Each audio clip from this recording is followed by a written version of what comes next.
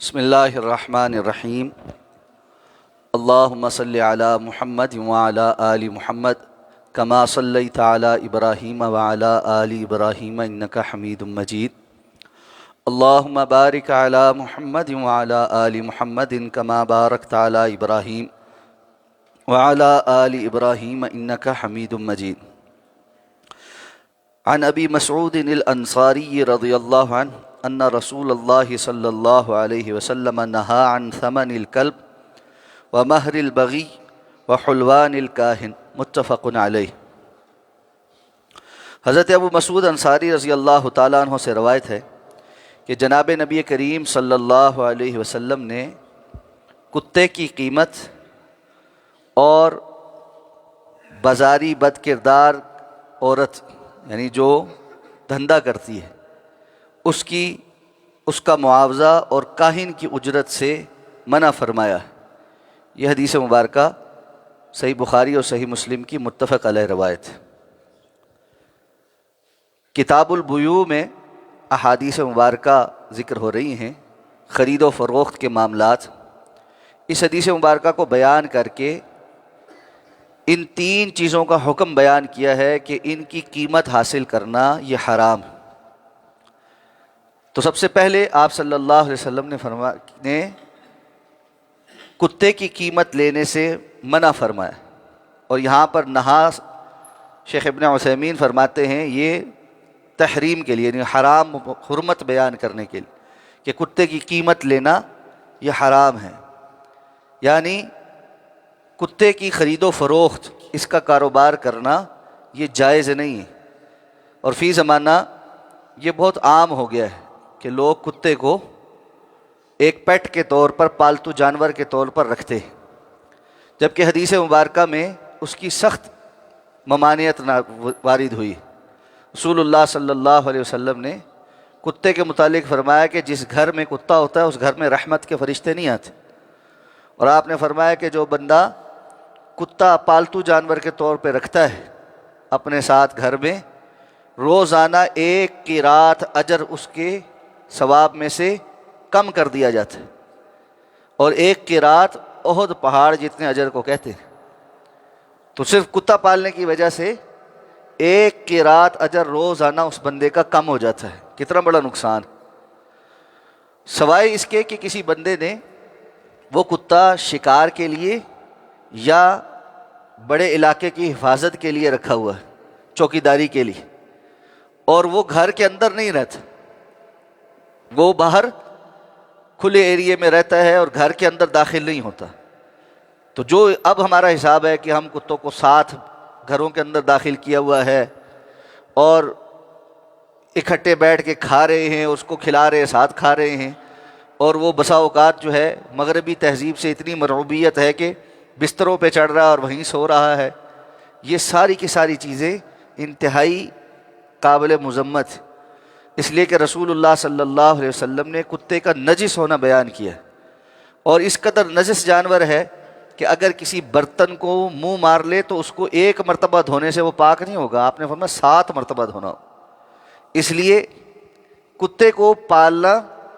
اور پھر اس کی خرید و فروخت کرنا یہ جائز نہیں۔ اس لیے اگر کوئی بندہ یہ کہے کہ چلو شکار کے لیے اور جو دیگر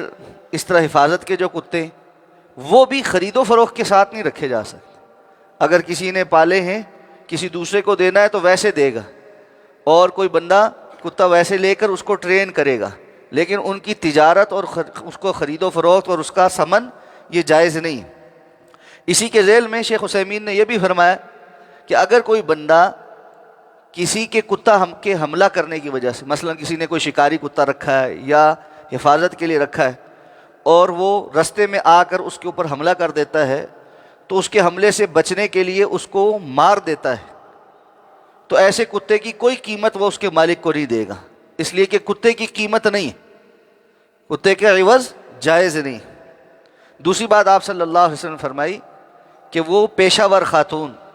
جس کو ہمارے ہاں طوائف کہا جاتا ہے، اس کی کمائی وہ حرام ہے کہ وہ جسم فروخت کر کے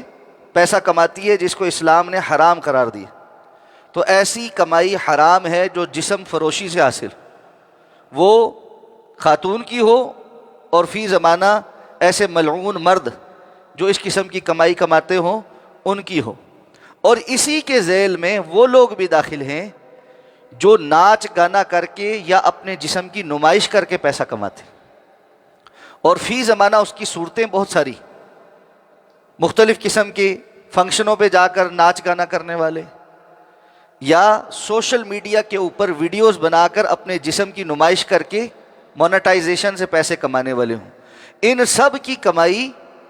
اپنا جسم دکھا کر جسم فروشی کے ساتھ ہے۔ کسی کی انتہا درجے کی جسم فروشی ہے، کسی کی اس سے کم درجے کی ہے، لیکن یہ سارے کے سارے ذرائع آمدن اسلام میں حرام ہیں، ان کی کوئی گنجائش نہیں۔ تو جسم فروشی سے حاصل ہونے والی رقم، خواہ وہ کسی سوشل میڈیا پلیٹ فارم کی جسم فروشی ہو یا فزیکل ہو، دونوں صورتوں کے اندر حرام۔ اور تیسرا، آپ صلی اللہ علیہ وسلم نے فرمایا کہ کاہن کہتے ہیں ایسے شخص کو جو مستقبل کا حال بتاتا ہے، خواہ وہ نجومی ہو، خواہ وہ کوئی ذائچہ بنا کر بتانے والا ہو، یا ویسے ہی اس بات کا دعوے دار ہو کہ میرے پاس کوئی ایسی قوتیں ہیں جس کی وجہ سے مجھے مستقبل کا حال پتہ چلتا ہے، اور لوگ اس کے پاس جاتے ہوں، اس سے مستقبل کا حال پوچھتے ہوں، اور اس کے بعد اس کو کوئی پیسے دیتے ہوں، کوئی فیس دیتے ہوں، کوئی نذرانے دیتے ہوں، اس کی کمائی بھی حرام ہے۔ اس کی تو کمائی حرام ہے، اس پر خرچ کرنا بھی حرام۔ اور اسی کے ذیل میں شیخ عثیمین نے یہ فرمایا کہ ان تینوں چیزوں پر خرچ کرنا بھی حرام، یعنی کتا خریدنے پر،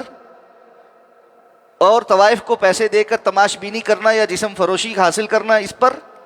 اور کاہن کو پیسے دے کر مستقبل کا حال پوچھنا، یہ کرنے والے کے لیے بھی حرام ہے کہ کل قیامت کو اللہ تعالیٰ نے انسان سے مال کے متعلق جو سوال کرنا ہے وہ اس میں دونوں طرح کا سوال ہونا ہے۔ عن مالہ من این اکتسب وفیما انفق، اس سے اس کے مال کے بارے میں سوال ہوگا، کہاں سے کمایا اور کہاں پر خرچ کیا۔ تو جس طرح حلال کمانا ضروری ہے، اسی طرح جائز اور حلال جگہوں پر خرچ کرنا بھی ضروری۔ یہ مال اللہ کی امانت ہے اور ہم اس کے امین ہیں، اس کو اسی جگہ خرچ کیا جا سکتا ہے جہاں اللہ نے بتلایا ہے، اور اس کو اس سے ہٹ کر حرام جگہوں پر خرچ کرنا وہ تبذیر ہے۔ اور مبذرین کے بارے میں قرآن کہتا ہے ان المبذرین کانوا اخوان الشیاطین، یہ مبذرین شیطان کے بھائی۔ اللہ سمجھ کر عمل کرنے کی توفیق عطا فرما۔ سبحانک اللہم و بحمدک، نشہد ان لا الہ الا انت، نستغفرک و نتوب۔